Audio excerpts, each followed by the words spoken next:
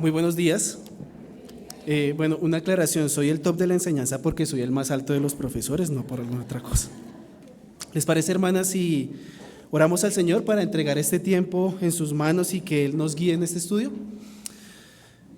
Buen Señor, Dios Todopoderoso, gracias. Gracias por este tiempo que nos permites, Señor, de abrir en este año este estudio de mujeres, Señor.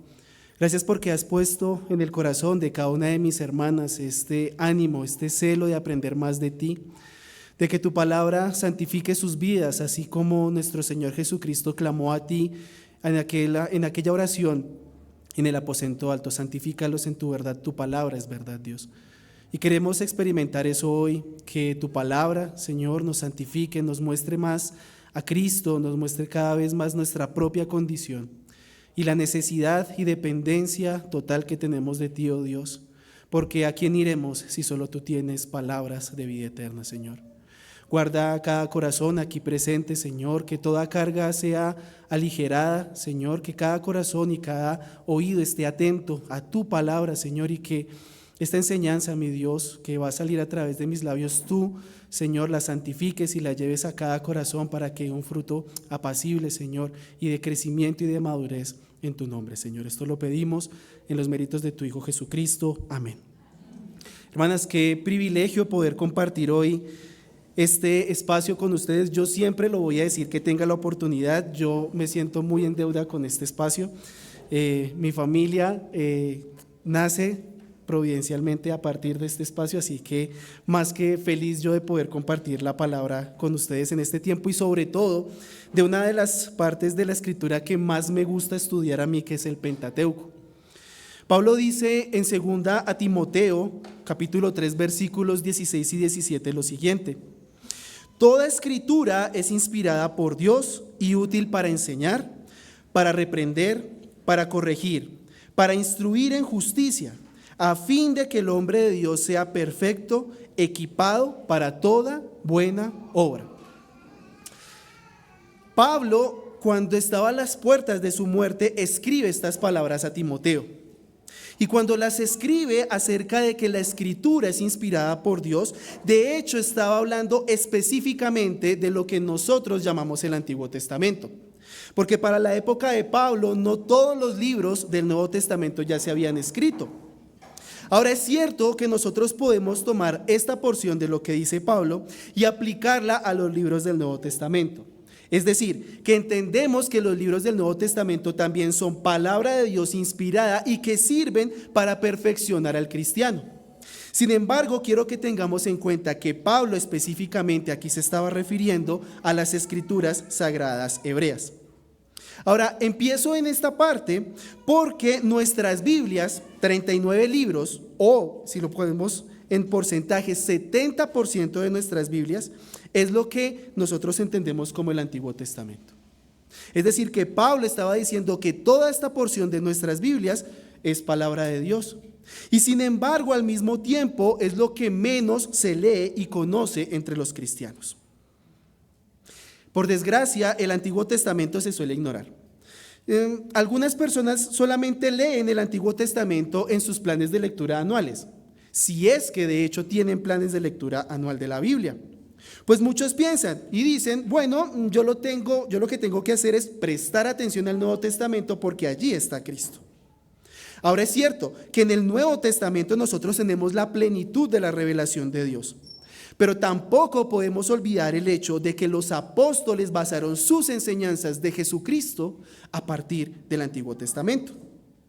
¿Y qué es el Antiguo Testamento? Bueno, el Antiguo Testamento se compone de 3 partes: la ley, los profetas y los escritos.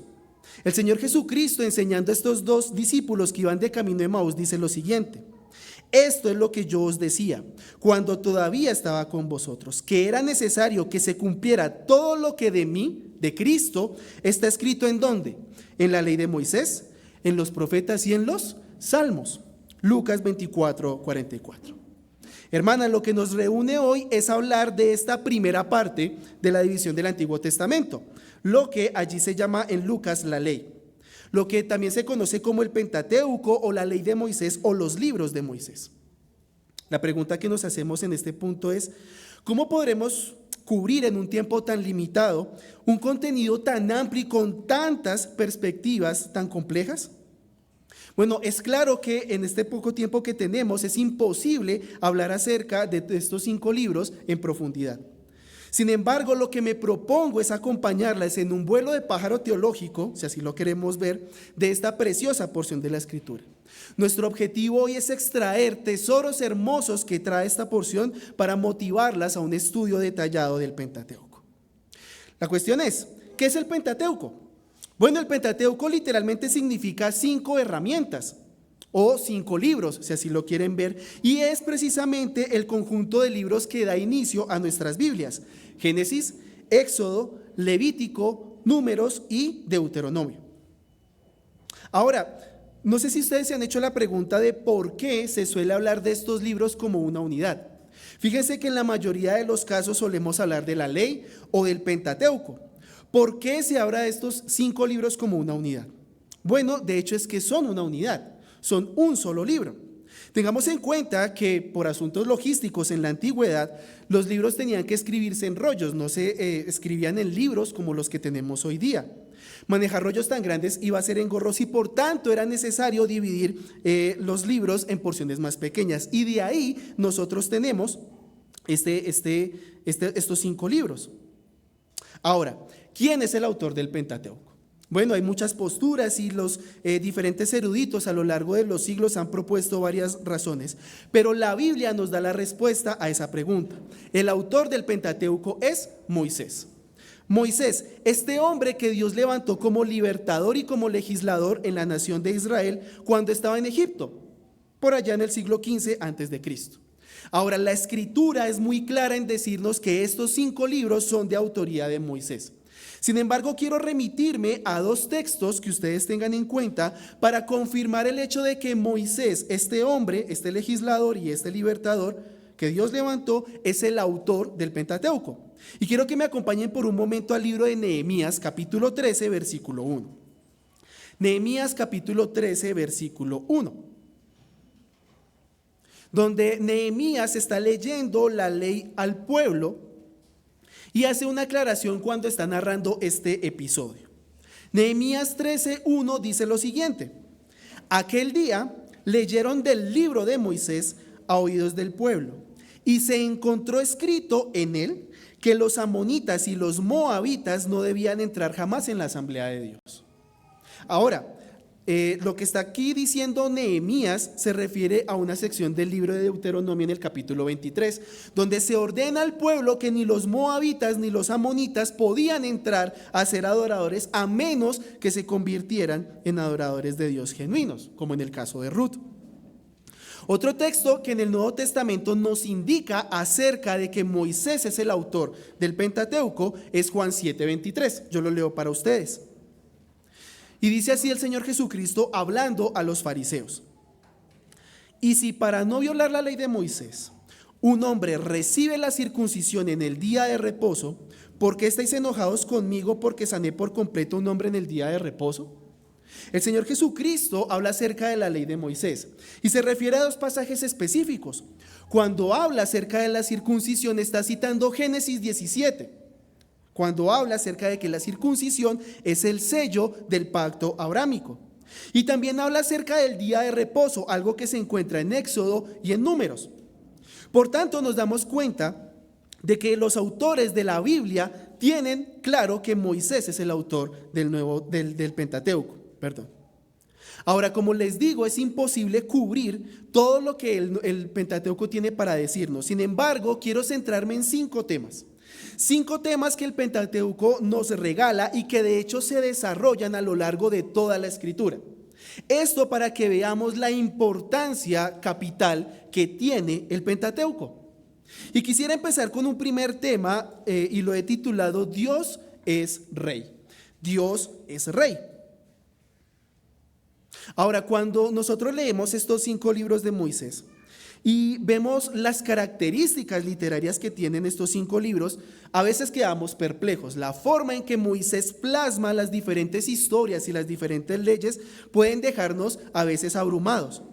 Pero hay una característica que me parece especial, y es que cuando Dios se empieza a revelar al hombre a través de lo que escribió Moisés, no se toma el trabajo de probar la existencia de Dios, sino que asume que Dios existe y que Dios es.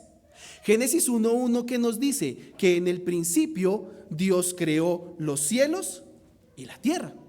No nos está diciendo, mire, hay un Dios que existe, hay un Dios que es, y este es el Dios en el que tienes que creer. No, empieza estos 5 libros diciéndonos que Dios creó los cielos y la tierra.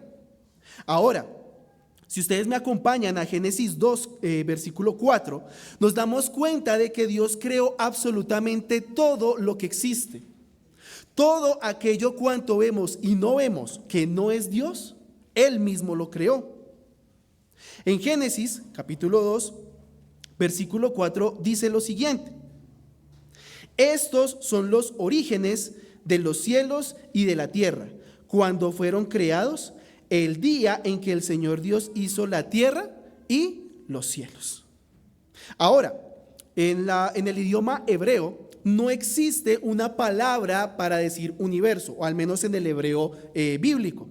Cuando dice los cielos y la tierra, está diciendo absolutamente todo lo que existe. Es decir, que cuando leemos allí que dice que estos son los orígenes de los cielos y de la tierra, lo que está diciendo es, este es el origen de todas las cosas. Dios es el creador de todas las cosas. Ahora, ¿por qué Moisés se toma el trabajo de escribir esto en los primeros versículos de Génesis? Bueno, porque está chocando directamente contra las cosmovisiones de los pueblos circundantes. Porque los pueblos de Canaán, en Egipto, en Mesopotamia, pensaban que cosas como el sol, como la luna, como la tierra o como muchos animales eran dioses. Entonces tenían al dios sol, a la diosa luna, a la diosa tierra y demás. Pero el Pentateuco contradice todo ello, diciendo que Dios ha creado todo. Y esto demuestra que Dios es el rey de todo lo que existe, por cuanto Él lo creó. Ahora, no solamente Dios ha creado todo por su voluntad de la nada, sino que también es el dueño de todas las cosas.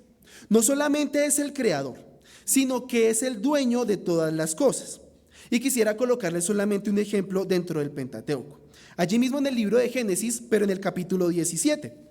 Vamos por favor entonces a Génesis 17. Yo les voy a pedir que vayan a varios textos porque quiero que me acompañen en la lectura. A mí me gusta pasear por la Biblia. Listo, entonces estén preparadas ahí para despegar las hojitas que estén pegadas. El contexto de Génesis 17 es que Dios está ratificando el pacto que hizo con Abraham. Dios hace un pacto con Abraham en el cual establece las promesas en Génesis 12, como tal hace el pacto en Génesis 15 y aquí está confirmando o ratificando ese pacto. Y fíjese lo que dice el versículo 8 de Génesis 17, léalo usted allí en su Biblia. Y te daré a ti y a tu descendencia después de ti la tierra de tus peregrinaciones, toda la tierra de Canaán como posesión perpetua y yo seré su Dios.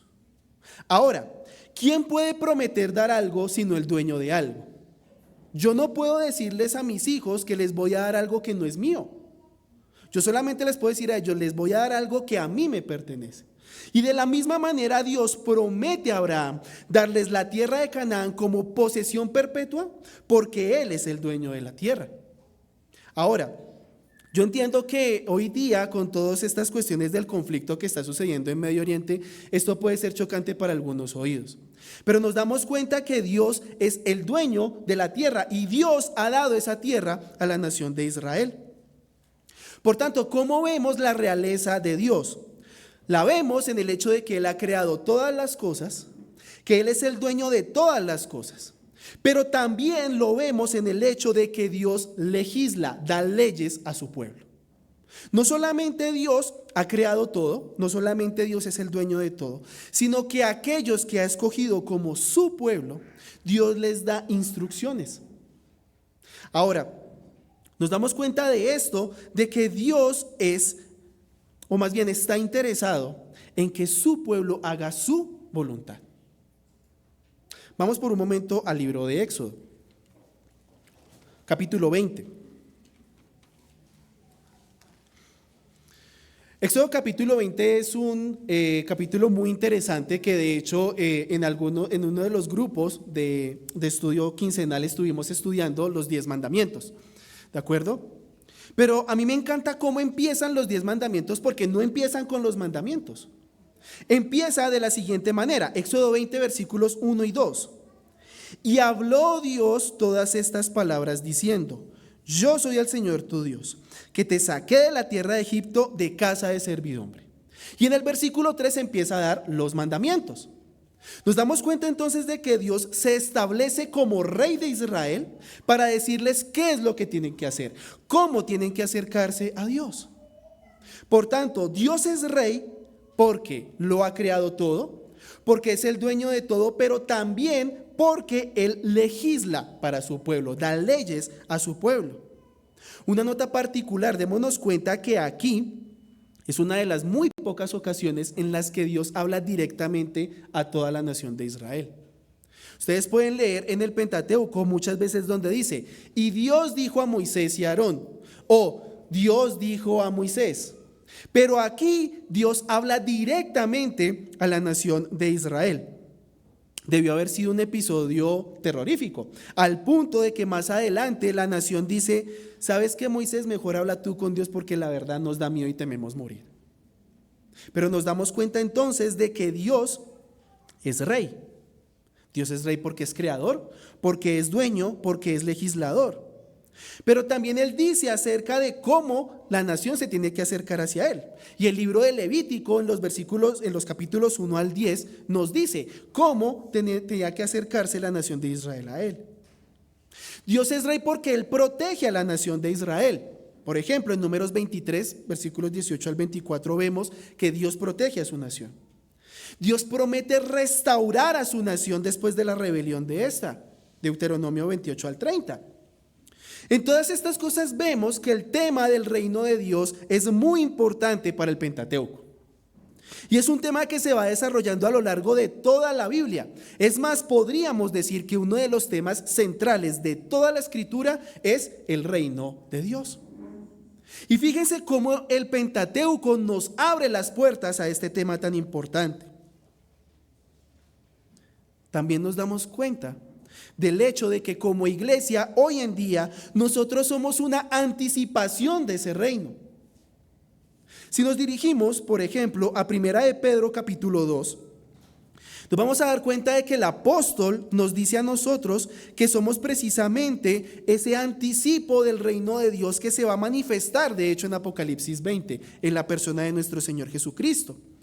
Pero en Primera de Pedro 2 nos damos cuenta de que nosotros como iglesia estamos mostrando al mundo cómo debería ser el reino de Dios.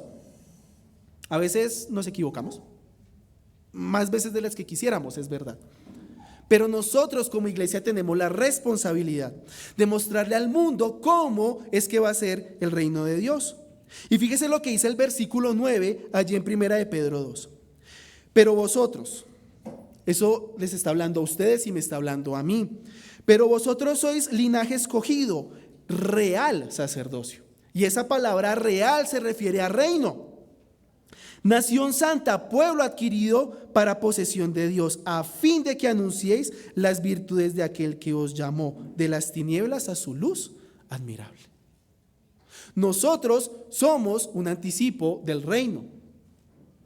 Pero somos un anticipo del reino en tanto estemos sometidos al rey. Y el rey, evidentemente, nos damos cuenta que es el Señor Jesucristo. Él es el rey, que cuando se cumplan los tiempos que Dios ha establecido, va a venir a reinar y a establecer su reino eterno en esta tierra. Ahora, la primera característica entonces, o el primer principio que vemos en el Pentateuco es que Dios es rey. Pero Dios, además de ser rey, también es juez. Y este es el segundo tema que quiero sacar a relucir. Dios también es juez. Y eso está relacionado con el hecho de que sea rey, porque para ser un buen rey es necesario que las leyes se cumplan. Ahora, no pensemos en que Dios es un rey despótico y caprichoso, como reyes que hemos podido ver a través de la historia. Si ustedes son fanáticas de la historia así como yo lo soy, cuando uno empieza a leer acerca de diferentes reyes y de diferentes personas que están en puestos de eminencia, uno se da cuenta de esta cuestión común de que muchas veces son caprichosos y son básicamente hacen lo que se les venga, como dice mi esposa, se les da la quiera, ¿sí? Mi esposa es paisa, entonces por eso, si me oyen así algunos dichos raros es por culpa de ella, no por culpa mía. Dios no es eso. Dios no es un rey caprichoso, Dios no es un rey despótico. De hecho, es un rey justo porque Él siempre obra conforme a su voluntad y conforme a sus atributos. Dios nunca se contradice con lo que Él es. Ahora, como juez, nos damos cuenta, por ejemplo, que Él juzgó a nuestros primeros padres por causa del pecado en Génesis 3. Juzgó al mundo entero por su rebelión con un diluvio universal, como lo vemos en Génesis 6. Juzgó a los dioses de Egipto por medio de las plagas, en Éxodo 12:12. Prometió juzgar a las naciones de Canaán, como lo vemos en Génesis 15:16, y a su propia nación por su pecado, en Números 21:4 en adelante. Nos damos cuenta de que Dios no se desentendió de la creación apenas la hizo. De hecho, el deísmo, no teísmo, sino deísmo con D, entiende que un ser superior creó todas las cosas y puso a andar el universo y se desentendió de él. En cambio, el Pentateuco nos muestra a nosotros que Dios crea todas las cosas, pero interviene en los asuntos de esa creación. Y lo hace con justicia de forma congruente con sus atributos. Dios es un juez congruente. Él nunca se contradice. Él nunca contradice sus atributos. Sus atributos guían la forma en la que Él juzga. Cuando Dios juzga, lo hace en consonancia con lo que Él es y con lo que Él ha dicho que va a hacer. Y dentro de los atributos de Dios que se destacan con respecto a sus juicios es su santidad. De muchos he sabido que la santidad de Dios es el atributo que más resalta en toda la Biblia acerca de Dios. Y Dios habla de manera específica acerca de la santidad suya y de cómo su pueblo se tiene que conducir. Ahora, si usted está allí en Primera de Pedro, no se me vaya muy lejos, vamos al capítulo 1 y al versículo 16. Y esto es Nuevo Testamento, ojo, esto no es el Antiguo Testamento, esto es Nuevo Testamento, esto es para nosotros. Dice Pedro, porque escrito está, sed santos, porque yo soy santo. Ahora, si usted tiene una Biblia de las Américas, probablemente, una nueva Biblia de las Américas, probablemente esto esté en mayúscula. Bien, si tiene una Biblia que tiene referencias cruzadas y concordancias, se dará cuenta que esto, al final de este versículo, tiene una letrica arriba. Y si usted mira la letra y busca la leyenda como tal, la concordancia, se dará cuenta de que Pedro está citando un versículo del Antiguo Testamento. Para ser más precisos, Levítico 19:2.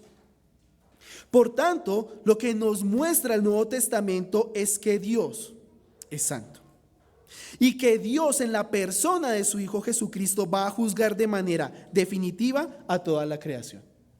Y eso usted lo puede leer en Apocalipsis desde el capítulo 4, cuando Juan se encuentra en esta gran escena celestial y mira al Cordero que toma el rollo y que desata sus sellos para desatar el juicio de Dios sobre toda la creación. Por tanto, Dios es rey, Dios es juez. Y ustedes dirán, oiga, sí, pero es que en el Antiguo Testamento Dios era como bravo, como muy severo. O tal vez dirá, porque Dios ordenó que los cananeos fueran exterminados. O es que Dios es más amoroso en el Nuevo Testamento.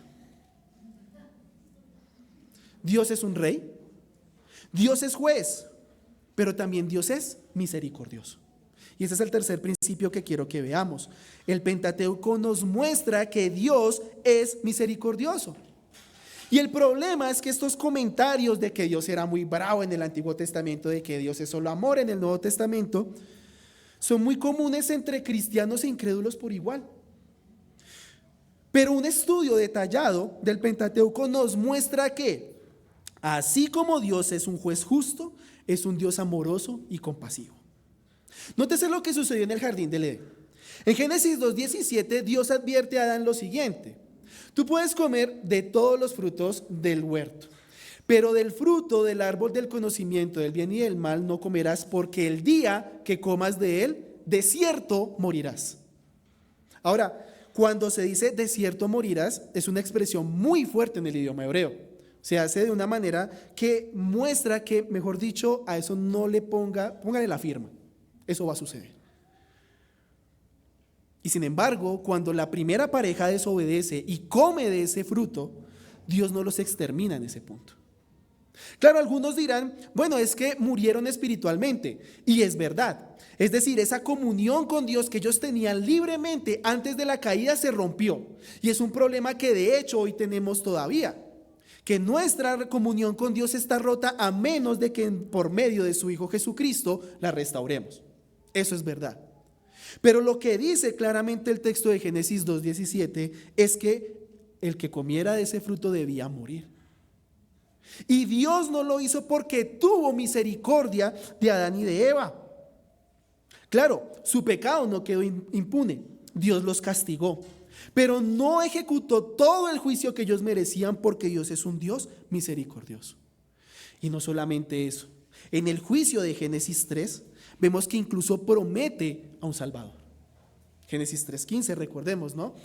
Pondré enemistad entre ti y entre la mujer, y entre la simiente de la mujer y tu simiente. Y porque habla de un hombre, te herirá en la cabeza y tú le herirás el talón. Entonces nos damos cuenta de que Dios es misericordioso y el Pentateuco en los primeros capítulos lo muestra. Pero quiero que me acompañen por favor a una de las porciones que en lo personal es favorita, en Deuteronomio 7. Bien, el libro de Deuteronomio es un libro muy interesante porque es básicamente, yo lo llamaría el testamento de Moisés. Moisés no puede entrar en la tierra prometida por causa de no haber creído a Dios, de haber golpeado la roca cuando Dios le dijo que hablara.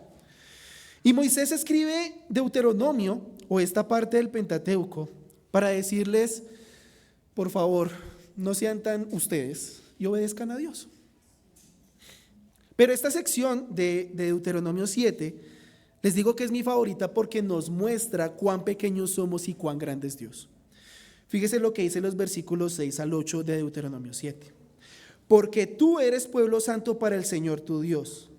El Señor tu Dios te ha escogido para ser pueblo suyo de entre todos los pueblos que están sobre la faz de la tierra. Y ahí todo el mundo, soy pueblo de Dios.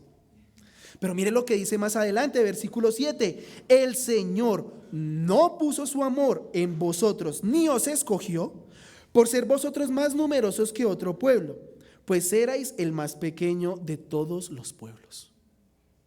Mas porque el Señor os amó y guardó el juramento que hizo a vuestros padres, el Señor os sacó con mano fuerte y os redimió de la casa de servidumbre, de la mano de Faraón, rey de Egipto. Wow. Dios les está diciendo, sí, ustedes son mi pueblo. Sí, yo los amo con un amor inquebrantable. Pero los amo no porque ustedes sean buenos. Todo lo contrario. Si ustedes leen el libro de Números, Números es uno de esos libros tristes de la Biblia. Si usted lo lee, rebelión tras rebelión tras rebelión, y Dios no los exterminó. Porque Dios los amó por pura iniciativa propia. Dios hizo un juramento a Abraham, a Isaac y Jacob y lo va a llevar a cabo. Por tanto, a pesar del pecado que esta gente llevaba, Dios dijo, yo los amo. Y los saqué de la tierra de Egipto no porque ustedes fueran muy buenas personas, por el contrario. ¿Recuerdan las quejas del pueblo de Israel en el desierto? ¿Quién nos diera que tuviéramos los pescados, las cebollas de Egipto? Mi esposa no podría decir eso porque no le gusta la cebolla, pero ¿sí? Imagínense que Dios los estaba alimentando con un pan que descendía del cielo y aún así se quejaban. Y aún así Dios los amaba.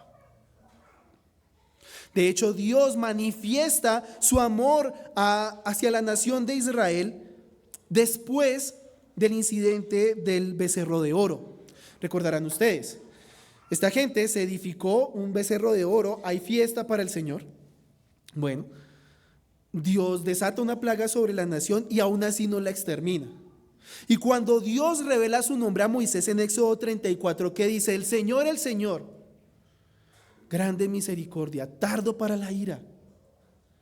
Y ese es el Dios del Antiguo Testamento del que muchos, incluso cristianos, se quejan, diciendo que es que Dios es muy severo en el Antiguo Testamento. ¿Será verdad? Por el contrario, el Pentateuco nos muestra que si bien es cierto Dios es un juez justo, también es un Dios misericordioso. Y Pablo se une a esto que estamos diciendo, porque dice en Romanos 5:8, pero Dios demuestra su amor para con nosotros, en que siendo aún pecadores, Cristo murió por nosotros. Amén. Porque nos muestra que este carácter misericordioso y amoroso de Dios no ha cambiado a lo largo de las eras. Dios sigue siendo misericordioso hoy, al punto de dar a su Hijo Jesucristo por ustedes y por mí. Un antiguo rabino en el siglo IV se quejaba del concepto de la Trinidad de los cristianos y decía lo siguiente: si Dios, que no permitió que Abraham colocara el cuchillo en el pecho de su hijo, ¿habría de permitir que su hijo fuera crucificado por manos de pecadores? No. Dios, al contrario, quemaría todo el universo antes de dejar que su hijo le sucediera eso. Y el pensamiento de este rabino humanamente tiene mucha razón. Para aquellos que tienen hijos de entre ustedes, ¿usted daría a su hijo por alguien que tal vez está en la cárcel y que ha sido un delincuente para que muriera en lugar de ese hombre? Probablemente no.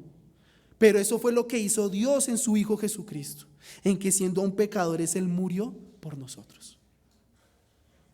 Ahora, Dios es rey, Dios es justo, Dios es misericordioso, pero también nos muestra el otro lado de la moneda, y es la naturaleza pecaminosa del hombre.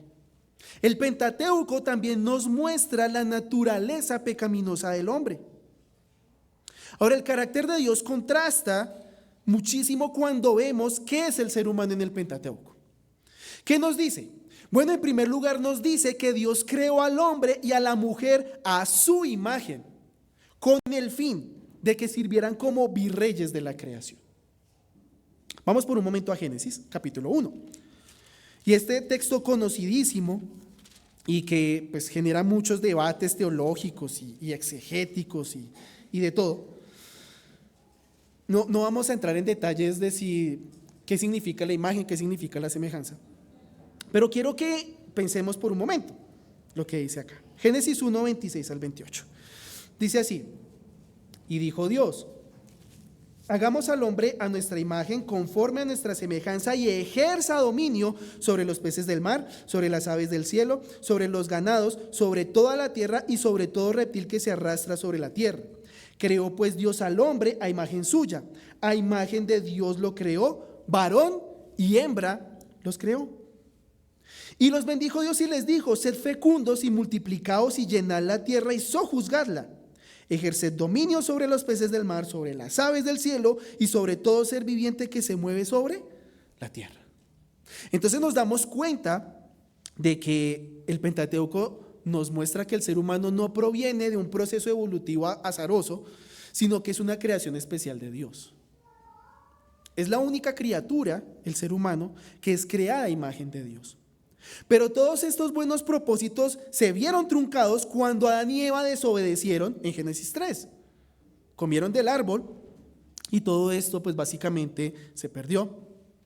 Ahora, la mancha del pecado es algo que ha acompañado a la humanidad siempre, y de hecho cuando Dios juzga a la humanidad a través del diluvio dice lo siguiente: y el Señor vio que era mucha la maldad de los hombres en la tierra, y que toda intención de los pensamientos de su corazón era solo hacer siempre el mal. Incluso después del diluvio Dios dice algo similar: nunca más volveré a maldecir la tierra por causa del hombre, porque la intención del corazón del hombre es mala desde su juventud. Démonos cuenta de que Dios sabe la maldad del ser humano, y es algo que el Pentateuco nos lo muestra. Los patriarcas pecaron muchas veces. Faraón endureció su corazón para no dejar ir a Israel de la cautividad. El pueblo de Israel tuvo el descaro de levantar un ídolo abominable y decir que ese era el Dios que lo había sacado de la tierra de Egipto. Los israelitas murmuraron contra Dios en 10 ocasiones, incluso cuando su rey les daba todo lo que necesitaban. Balaam se vendió para maldecir a la nación, aunque Dios no permitió que fuera maldita. Hermanas, el ser humano no fue diseñado para ser malo. Ese no es el diseño de Dios. Pero la entrada del pecado hace que cada uno de nosotros tenga esa contaminación. Y esto es algo que los autores del Nuevo Testamento también dejan claro. Pablo en Romanos 1 nos muestra que hombres y mujeres por igual hemos pervertido aquello para lo que Dios nos ha creado. Y si ustedes se dan cuenta, en este punto podemos decir que el Pentateuco muestra los principios del Evangelio. Que Dios es un Dios justo, santo, es el dueño de todo. Que nosotros como seres humanos no merecemos sino el justo juicio de Dios, pero que Dios ha extendido su misericordia a través de Jesucristo. Ahora, ya sabemos entonces, dentro de estos 4 principios que podemos extraer del Pentateuco, que Dios es rey, que Dios es juez, que Dios es misericordioso, que el hombre tiene una naturaleza pecaminosa. Y quiero dedicar esta última parte o este último principio a uno de los temas más importantes del Pentateuco, pero al mismo tiempo menos estudiados y entendidos. Y es que Dios instruye a su pueblo. Y he elegido este título para este principio de una manera muy intencional. ¿Por qué? Porque la palabra que utilizamos muchas veces para describir estos 5 libros es la ley. Y sabemos que cuando, sobre todo si somos cristianos, decimos la ley, eso como que nos rechina. No, la ley, no, la gracia, el evangelio, la ley, tremendo. Pero es interesante que los autores del Nuevo Testamento, por ejemplo, no se incomodan para nada con esa palabra. Bueno, les cuento algo que tal vez no es muy claro. La palabra que se utiliza para la ley en el hebreo es Torá, pero esa palabra en sí no se traduce como ley, se traduce como instrucción. La palabra Torá, si bien es cierto, puede tener esta connotación legal, en principio significa más como una instrucción, una enseñanza. Por lo tanto, el Pentateuco es una enseñanza que Dios ha dado. De nuevo, no me malinterprete. El Pentateuco está lleno de regulaciones y de leyes, esto es verdad, que de hecho sirven como la constitución nacional de la nación de Israel. Dios es su rey y el Pentateuco es la constitución de ese reino. Hay 613 leyes contenidas en estos 5 libros. Y alguien dirá, ¿613 leyes? Uy, no, qué aburrido. O sea, a pobres judíos les tocaba cumplir 613 leyes. El Nuevo Testamento tiene más de 800. Ya no se ríen tanto, ¿no? Esto es un dato que es interesante porque solemos recargar mucho sobre el Antiguo Testamento y no nos damos cuenta de que nosotros tenemos mayor responsabilidad. Pero, de nuevo, volviendo a nuestro tema, estos 5 libros que solemos ver como una ley, de hecho son una instrucción. Un erudito del Pentateuco lo pone de esta manera: podemos decir confiadamente que estos 5 libros son la instrucción revelada de Dios para su pueblo. Él ha revelado estas cosas no como una imposición férrea, sino como una tierna guía para llevarnos a Él. Y de hecho invita a la nación a que instruya a sus hijos en esta ley. Vamos por un momento a Deuteronomio 6. Deuteronomio 6, y vamos a leer los versículos 6 al 9. Deuteronomio 6 es un texto importantísimo tanto para los judíos de aquella época como para nosotros como cristianos, porque se establece de una manera absolutamente clara que solamente hay un Dios verdadero. En Deuteronomio 6:4 ustedes leen: oye Israel, el Señor tu Dios, el Señor uno es. Y después de aclarar en la naturaleza de Dios, mire lo que dice acerca de la instrucción. Y estas palabras que yo te mando, versículo 6, que yo te mando hoy, estarán sobre tu corazón.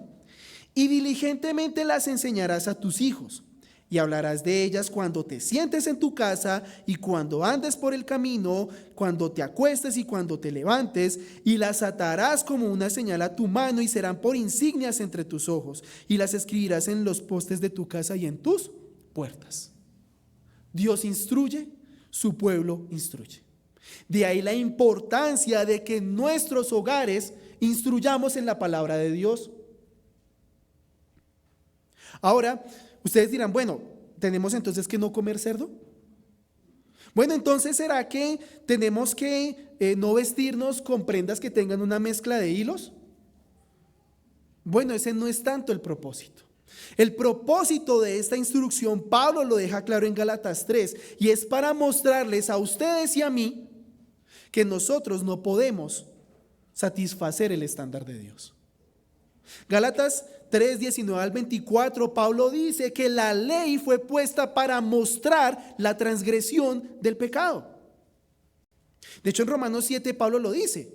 Yo no sabía lo que era la codicia hasta que la ley o la instrucción me dijo a mí, no codiciarás.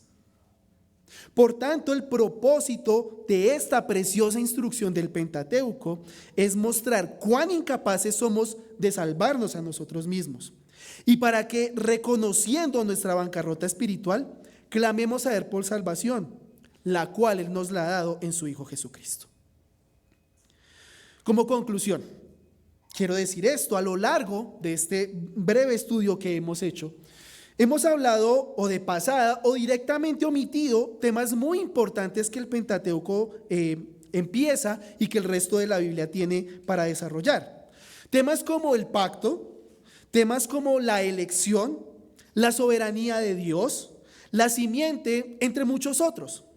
Sin embargo, es mi esperanza que estos temas que hemos abordado las motiven a que abran sus Biblias, tal vez con algunas hojitas pegadas por el desuso, ¿de acuerdo?, en estos 5 libros y se gocen en esta instrucción que Dios ha revelado.